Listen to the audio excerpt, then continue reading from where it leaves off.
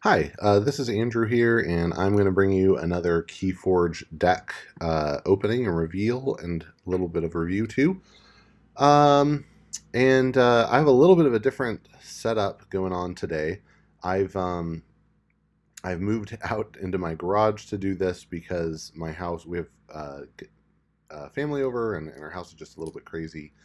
So trying in a different location just to get away from yeah, just to have a chance at doing it in peace. We'll see though; could get interrupted, and you'll just get to hear family come in, and that's fine. Um, so I went to a tournament today and used my deck Honorable O Whispergiver. Won the tournament out of 12 people. Went 4-0. That was fun.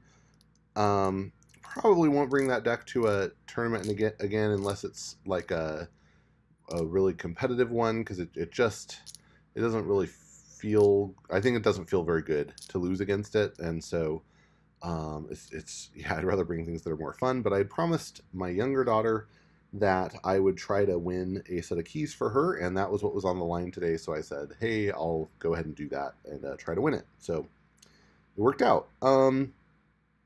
And I guess the first thing I want to show off. So I ended up winning that. I gave her the keys. I'll show you those keys, and then I have a deck that I haven't opened that I'd kind of been holding around to trade to a friend for a Spanish deck, but I haven't crossed paths with him yet. And I figure, hey, next time we're together, I'll just be able to buy a new one. And I won, and I gave away my prize, so I'll just treat myself to that one. So I'm going to open that and share that with you today. But first, I guess some swag. So first, I want to show off these tokens that I painted. So these are actually the prize tokens that are given away as prizes for a bunch of events. They're a 1 on one side, a 5 on the other, and they're actually little metal coins, which is kind of cool. And then they're impressed. So um, but it was all shiny, like probably nickel or something like that. And I had 20 of them, and I decided to go ahead and try painting them. So I used a white matte primer, and then followed it up with a, I think it's the, what's the brand? It's the ones that come, the Army Painter brand, and I used, I think it was Glistening Blood is what I used. And it was a little bit of a struggle to get the right water mix, but that was the main hard part. Once I figured out the water mix, it was pretty easy to use that in the recessed areas to color it in. And so on the one side, the recessed area is that star shape, and on the 5 side, it's the actual number, and then the outer area that is recessed. So I did that to each of them, and then used a flat clear varnish at the end. Yeah, and it worked out pretty well. It chips a little bit because I think because the paint just doesn't bind to the metal super well. Plus they're heavy, so they actually bang into each other a bit. But so far it's been really nice, and I've actually enjoyed them. I wasn't sure about the 1 and 5 thing, but especially in my Honorable O Whispergiver deck, it has a lot of like 6 power creatures, and so it's very common to get several damage and then get up to 5, and I can just flip over one of these, and that's cool. A 3 would be nice. Just having 4 tokens is kind of a lot, but anyway, they work out pretty well, and I like how they turned out, so I wanted to share that. Next, I'll share. These were just participation prizes, but got to pick this. This rounds out my collection of these full bleed chain trackers. The only one of the original chain trackers that were promos in the, I guess it was in the opening event set. Was the only one I have left is a Logos one. I also had a couple more, but I gave them away to new players. But now I have one of each from the Dawn of Discovery set, so I'm pretty happy about that. And I guess that means I could actually use those for choosing my active house. But generally speaking, that seems like a little heavyweight to need a card to track it. Then the other prize, they let us pick a set of 3, and I went for some of these damage ones. I have a lot of stun. I have enough plus power, and that doesn't come up very much, but figure more damage is good.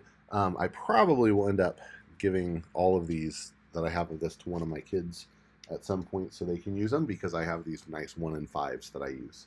So sorry about the lighting change. I'm doing this on a Mac, and oddly enough, I guess, it just doesn't have as much control over some of the finer settings on this camera as I get on the PC version of OBS. So it could just be my fault, but I do think it's kind of funny.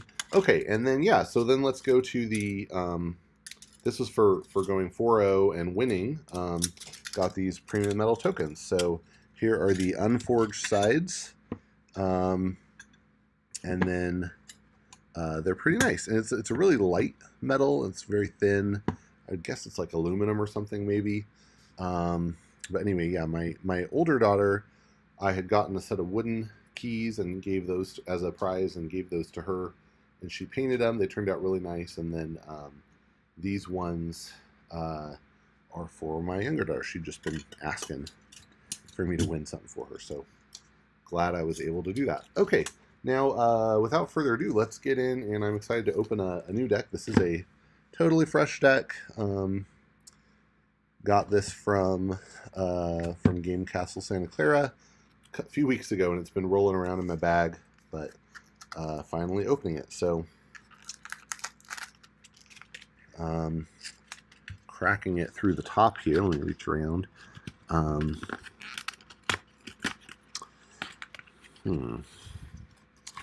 Okay, and let's see here. So this is Kiana Get Rich Lottoshield. Wow, I guess Kiana is hoping to get rich through the lotto. I guess. And this is Dis, Logos, and Untamed. Let's find the edge. So I think the edge here is right here. Oh man, I should do something about my cuticles, I guess.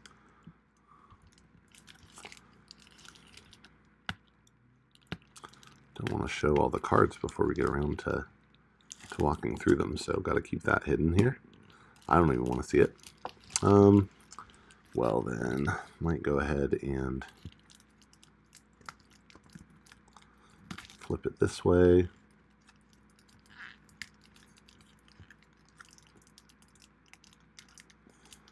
Oof. Yeah, if I was not trying to do this on camera, it would be a lot easier.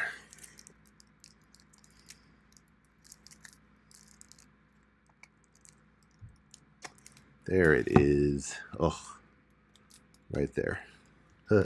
Just pulling it the wrong way. Okay. So there we go.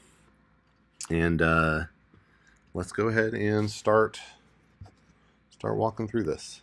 Get that light a little bit.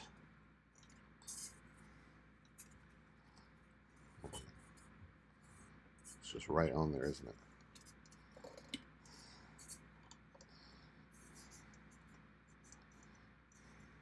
Try it that way. Oh man. All right, well, we'll see. We'll see how that works out. So, oh, cool. I don't think I have any one of these in any of my decks. So, start off with Hecatomb, gain the Amber, and destroy each disc creature, and each player gains an Amber for each creature they controlled that was destroyed this way. That's pretty cool. It's an amber burst in exchange for killing stuff. If what you have is dust imps, then that's great. This is great, especially if you have like a Rise, and I don't, obviously, because a Rise would come out before this. Next we have Hysteria. Return each creature to its owner's hand. So that's interesting. And you know, if I really was worried about if I had this and the Hecatomb and I was really worried about giving my opponent Amber, I could use Hysteria to return all our creatures to our hands. I could play my disc creatures back out and then use the Hecatomb. That's an option.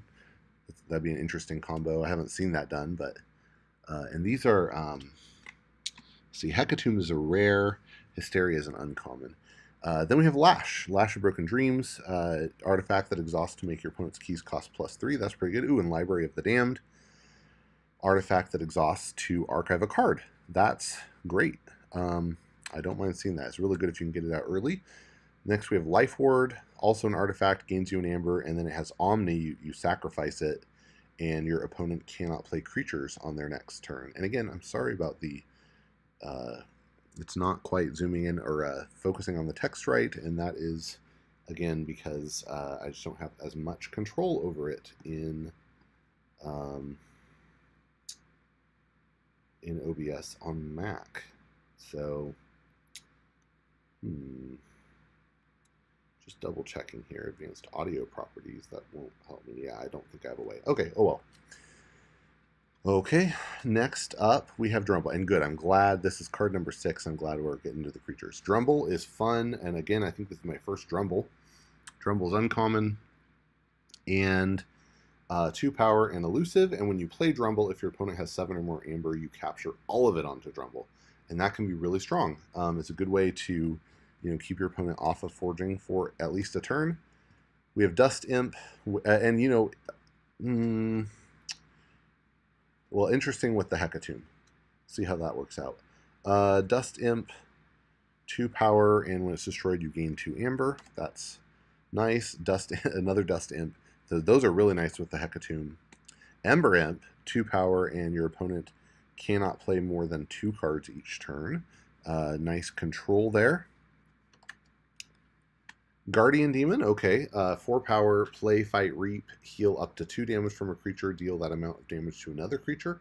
That can be good. It's nicer with big creatures, so let's hope we get some bigger creatures out of the Logos and Untamed setup. It can, can be self-synergistic. You fight stuff and then move the damage to other stuff, but I'm a little sad to see it with so many 2 power things. Okay, and then we have a Pit Demon, which is 5 power and has action, steal 1. That's great. And are we at 12 here? Let me see. 1, 2, 3, 4, 5, 6, 7, 8, 9, 10, 11. One more discard. And it's another Pit Demon. Great. Oh, that's great. I like that. So, yeah. So, I mean, that's pretty interesting. I feel better about the Guardian Demon now. I'm interested to think about how Drumble works with Hecatomb. I feel like it works pretty well with Hysteria, because if your opponent gets more amber, or let's say you played it and you weren't able to actually capture the first time you played it, you can Hysteria it back into your hand, play it again to get that capture. So pretty good there. All right, and let's jump into the Logos. Okay, Bouncing Death Quirk. That's fun. It's an action in Logos, so you play it, you destroy an enemy creature and a friendly creature, and then you can keep doing that. You can repeat that effect as many times as you want, as long as you can, there's something to destroy on both sides. So that's pretty good. Interdimensional Craft, great. Okay, gain an amber, and then if an opponent forges a key on their next turn, they must give you their remaining amber. Logos version of Too Much to Protect, basically. A Lab Work, gain an amber, archive a card. That's fantastic. That's 2 archive abilities so far that we've seen. Library of the Damned and Lab Work. I'm happy about that. Oh, Remote Access. That's great. Gain an amber, use an opponent's artifact as if it were yours. This is good. This is a good answer to, Nepenthe Seed combos. So I'm happy to see that. Plus, it's just good. I mean, artifacts can sometimes be good, and there's fun ways to use remote access. So that's great. I'm happy. Oh, Sloppy Lab Work. Gain an amber, archive a card, and discard a card. This is even better than Lab Work. Yet another archive effect. That's fantastic. I'm really happy about that. And then being able to discard a card. That's great. Twin Bolt Emission. Gain an amber, deal 2 damage to a creature and 2 damage to a different creature. Let's see, we're at 1, 2, 3, 4, 5, 6. 6 into Logos and no creatures yet, so we'll see. But we got 7 in Disc, so that's pretty good already. Oh, and then a Library of Babel, an artifact that exhausts to draw a card. That's okay. I don't love it, but it's fine. Especially if you get it early. Spangler Box, also an artifact, and This is a fun one. If you haven't seen it before, it exhausts. You purge a creature in play. If you do, your opponent gains control of Spangler Box. If Spangler Box leaves play, you return to play all cards purged by Spangler Box. So this is interesting. One interesting setup here would be, with that remote access, it would be potentially the case that I could, on one turn, use the Spangler Box, purge one of my opponent's creatures, send the Spangler Box over to their side. It's exhausted at that point, so at the end of their next turn, it becomes ready. And if I drew into remote access, then I can use the Spangler Box again, and it'll now come over. Oh no, I guess in this case, they would retain control of it, but I could potentially use it even though it's on their side of the board. Spangler Box tends to be really nice against decks that don't have logos, because that means that it's a lot of effort for them to ever use the Spangler Box on their side. Interesting fact, now we have Untamed here, so we'll see how this could work out. But, if the Spangler Box does leave play, everything under it is returned to play. So that means it goes back into play on wherever it belongs. And so one consequence of that, like, for example, let's say you had a Schuler under the Spangler Box, the Schuler would go back onto the battle line. It would not trigger the steal again. But the things do come back into play, and I guess, they theoretically should be ready at that point, right? They're just returned to play. So yeah, interesting card there. All right, and now we're into the Logos creatures. We have Doc Bookton, 5-power, reap, draw a card. I love it. Dr. Escotera, 4-power, gain an amber for each forged key your opponent has. Best case scenario, this is like a 4-power Dust Pixie. Worst case scenario, it is like it's just a 4-power creature that does nothing, but it's not bad. I don't mind seeing it. We have Quixo, 3-power, skirmish, fight, draw a card. I don't love Quixo as much as I did when the game first came out, and I thought, oh hey, this is fantastic. Doing 3 damage is not that great, but you do get to draw the card. It can be good, especially, you combine with a Library Babble and a Doc Bookton, you're getting 3 draws out of that turn, so that's not bad. And then I think last in Logos, ooh, yeah, one of the best Logos cards, Mother, 5-power, and during your draw card step, you refill your hand to an additional card. That is great. I love to see that. And yeah, very happy to see that. It's big, and I think it's a little better than Doc Bookton just by virtue of the fact that you draw the card whether you reap or not, and it applies even on non-Logos turns. So great. Okay, so at this point we have some decent creatures, not a lot of big creatures. That's the thing I'm maybe most concerned about here. I don't have a lot of big creatures. I don't have any crazy combos, but I have some decent, solid stuff. And then a good amount of archive and some good answers to different problems. So that's nice. Yeah. So let's see what we get in Untamed. Okay, cooperative hunting. Now at this point we've seen 10 creatures. So assuming we get maybe let's say 5 or 6 more in Untamed, cooperative hunting is going to be a solid card here. It's an action. You play it. You deal a damage to 1 damage for each friendly creature in play, and you can divide that damage among any number of creatures. So good, I like it. We get a key charge. Okay, that has a lot of potential. Key charge says you lose an amber, and if you do, you may forge a key at current cost. So this helps us be able to burst, but still forge right away and work around having to deal with crazy steal combos or whatnot. Lost in the Woods, gain an amber. Choose 2 friendly creatures and 2 enemy creatures. You shuffle each chosen creature into its owner's deck. Can be quite solid, quite good. There weren't a lot of creatures in here with strong play effects, although Dr. Escotero would be a great target for this. We'll see what comes out in the rest of Untamed. Dr. Escotero is a great target for shuffling back in and getting later. And what else? I think there's nothing I'd be really excited about doing that with in Dis, but Guardian Demon would be definitely a good target for that. So anyway, good potential there, and it's a good way to get rid of opponent's cards. Oh, fun, a Nepenthe Seed. Now we didn't have a library access, so we can't do that combo, but there are some cool things we could do here with the Nepenthe Seed. I've seen a bunch of good targets for it. Obviously, it's returned any card, so this could be the Drumble, this could be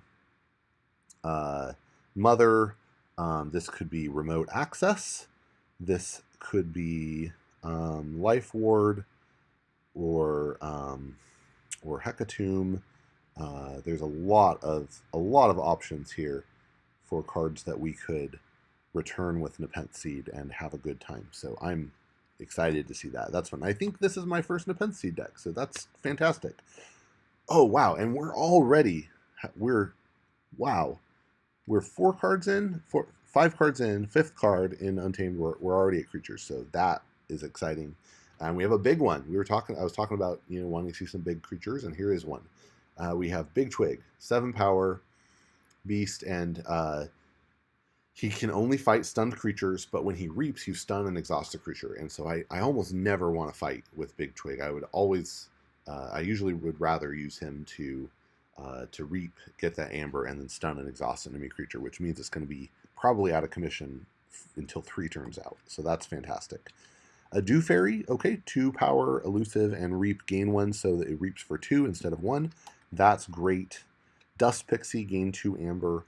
These are great with the key charge. These give us burst, and then we can get the key charge down and forge. Another Dust Pixie, that is fantastic.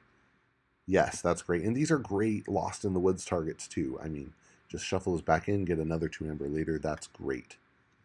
Niffle Ape, 3 power, and ignores taunt and elusive when attacking. That is good too. Another Niffle Ape. This could mean that we have a Niffle Queen on the way. We'll see. If we do, oh my gosh, Niffle Queen, great with the Big Twig for sure. And good with the, because that would make Big Twig 8, and then good with the Niffle Apes too because they become 5. We'll see. Holding my breath.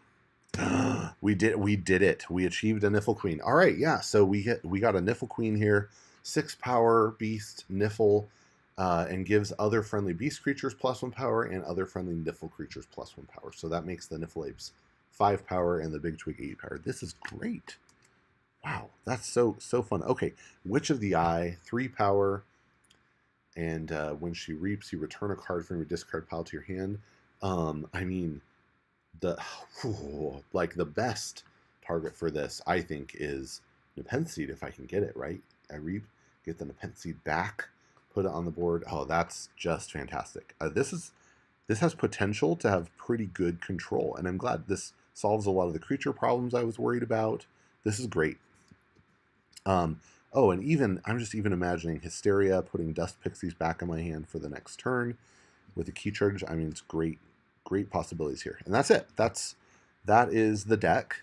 Kiana, get rich, Lottoshield, and certainly likely to get rich. Now, what we didn't see in Untamed is, a card like Hunting Witch or Full Moon that really multiplies what you're getting. So you're going to get good burst here, but not that crazy amount that you could get out of having, I saw a deck today that had 3 Hunting Witches in it, for example. This isn't going to do that.